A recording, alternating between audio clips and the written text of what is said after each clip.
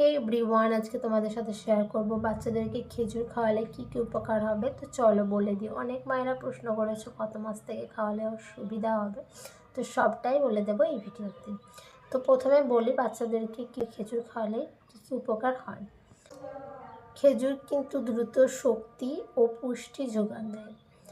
যেসব বাচ্চারা খুবই রোগা পাতলা তাদেরকে নিয়মিত খেজুর খাওয়ালে বাচ্চাদের কিন্তু শক্তি বাড়ে।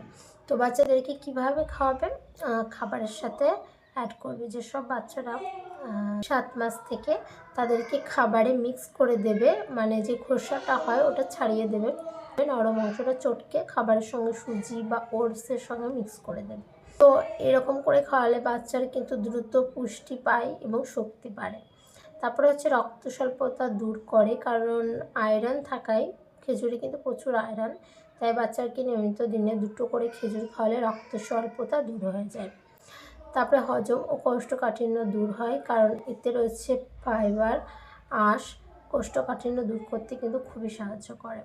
তারপরে হচ্ছে হাড় ও দাঁত মজবুত করতে সাহায্য করে, কারণ এতে রয়েছে ক্যালসিয়াম, ম্যাগনেসিয়াম, ফসফরাস সমৃদ্ধ, তাই খেজুর খাওয়ালে বাচ্চার হাড় ও দাঁতের গঠন খুবই ভালোভাবে হয়ে যায় তাড়াতাড়ি।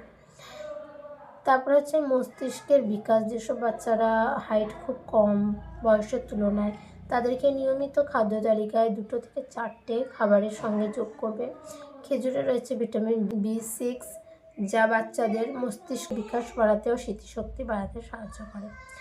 ওজন ও রোগ প্রতিরোধ ক্ষমতা কিন্তু বাড়ায়। এটা কিন্তু বাচ্চার জন্য সুষম একটা খাবার, তাই ওজন ও বৃদ্ধিতে খুবই ভালো কাজ করে, কারণ এতে রয়েছে অ্যান্টিঅক্সিডেন্ট, যা রোগ প্রতিরোধ ক্ষমতাও বৃদ্ধি করে। তো আমি বলবো বাচ্চাদেরকে